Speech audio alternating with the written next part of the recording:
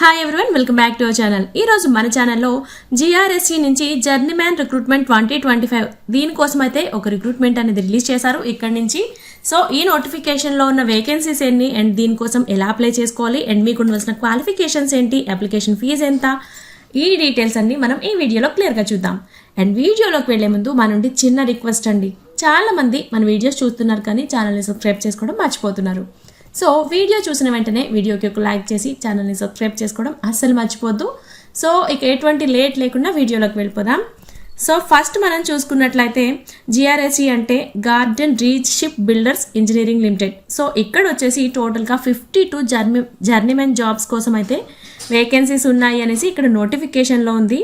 So ఆ details అని మనం ఇప్పుడు క్లియర్గా చూద్దాం. సో వేకెన్సీస్ డీటెయిల్స్ మనం చూసుకున్నట్లయితే జర్నీమెన్ ఇందులో క్రేన్ ఆపరేటర్ దీనికి గాను 2 వేకెన్సీస్ అయితే ఉన్నాయి. అది ఒకటి జనరల్ కేటగిరీ అండ్ ఒకటి ఓబీసీ కేటగిరీకి అయితే ఉంది రిజర్వేషన్. అండ్ ఎసెన్షియల్ క్వాలిఫికేషన్స్ చూసుకున్నట్లయితే మీరు మెట్రికులేషన్ అనేది కంప్లీట్ చేసి ఉండాలి, అంటే మీరు 10th పాస్ అయిన వాళ్ళైతే దీనికి అప్లై చేసుకోవచ్చు. అండ్ ఇంకా ఏంటి అంటే ఎన్ఏసి అండ్ ఎన్టీసీ అనేది మీకు అర్హత ఆ క్వాలిఫికేషన్ అనేది మీకు ఉండాలి. ఎన్ఏసి ఆర్ ఎన్టీసీలో ఆ క్వాలిఫికేషన్ ఉండాలి. And government recognised certification in crane operation, మీకు గవర్నమెంట్ రికగ్నైజ్డ్ సర్టిఫికేట్ కూడా ఉండాలి ఈ క్రేన్ ఆపరేషన్ అనే దాంట్లో అనేసి ఇక్కడ మెన్షన్ చేశారు.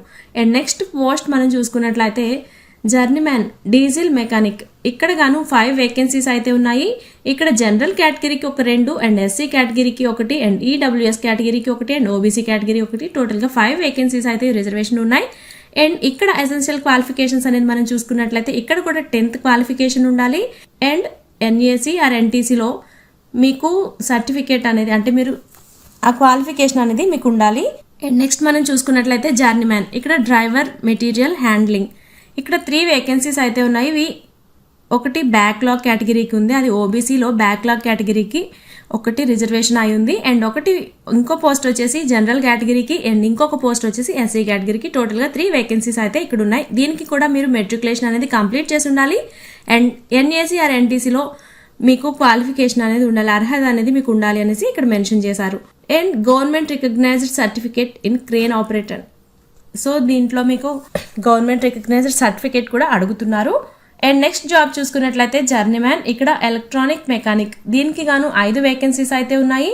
అవి జనరల్ కేటగిరీకి 2 అండ్ ఎస్సీ కేటగిరీకి 1 అండ్ ఓబీసీ కేటగిరీకి 1 అండ్ ఈడబ్ల్యూఎస్ కేటగిరీకి 1 వేకెన్సీ అయితే రిజర్వేషన్ చేసి ఉన్నాయి. ఇక్కడ మెట్రికులేషన్ అనేది కంప్లీట్ చేసి ఉండాలి. అండ్ ఎన్ఏసీ ఆర్ ఎన్టీసీలో మీకు అర్హత అనేది ఉండాలి ఇన్ ఎలక్ట్రానిక్ మెకానిక్స్ ట్రేడ్లో.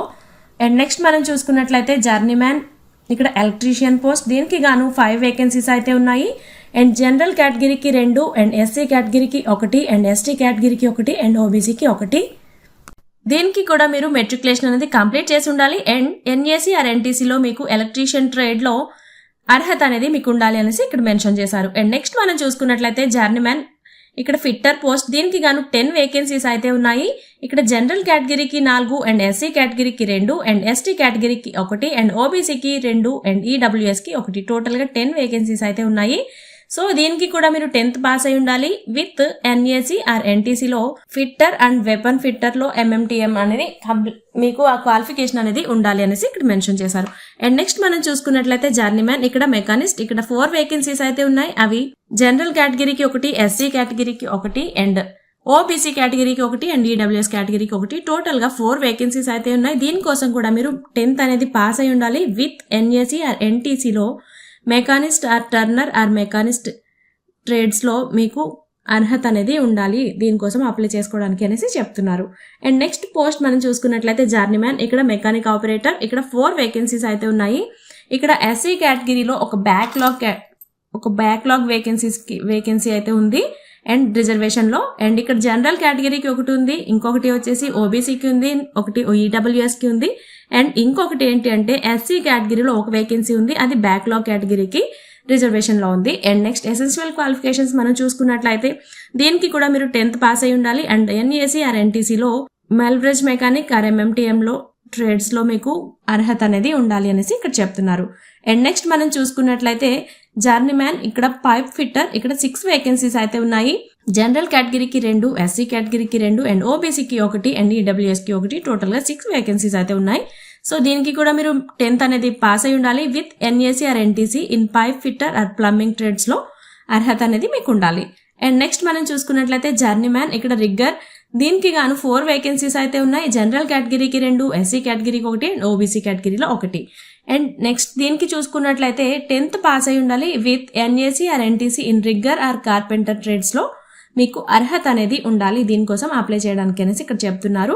నెక్స్ట్ వచ్చేసి జర్నీ మ్యాన్, ఇక్కడ వచ్చేసి ఈ పోస్ట్ చూసుకున్నట్లయితే స్ట్రక్చరల్ ఫిక్టర్, ఇక్కడ 4 వేకెన్సీస్ ఉన్నాయి. అది జనరల్ కేటగిరీకి 2, SC కేటగిరీకి 1 అండ్ OBC. సో టోటల్ గా 4 వేకెన్సీస్ అయితే ఇక్కడ ఉన్నాయి. దీనికోసం కూడా మీరు 10th అనేది పాస్ అయి ఉండాలి. అండ్ NAC ఆర్ NTC లో మీకు structural filter and fabricator and sheet material work or fitter trades లో మీకు అర్హత అనేది ఉండాలి దీనికోసం అప్లై చేసుకోవడానికి.